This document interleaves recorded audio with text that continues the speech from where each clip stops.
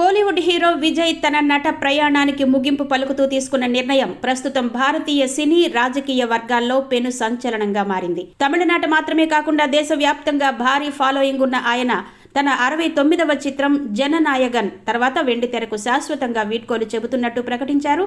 ఇటీవల తమిళగ వెట్రి కళగం పార్టీని స్థాపించి రాజకీయాల్లో చురుగ్గా ఉన్న విజయ్ ఇకపై తన పూర్తి సమయాన్ని ప్రజాసేవకే అంకితం చేయాలని నిర్ణయించుకున్నారు.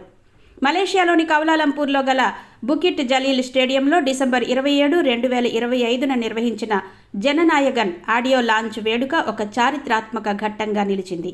దాదాపు 75,000 మంది అభిమానుల సమక్షంలో జరిగిన ఈ కార్యక్రమంలో విజయ్ ఎంతో ఉద్వేగానికి లోనయ్యారు.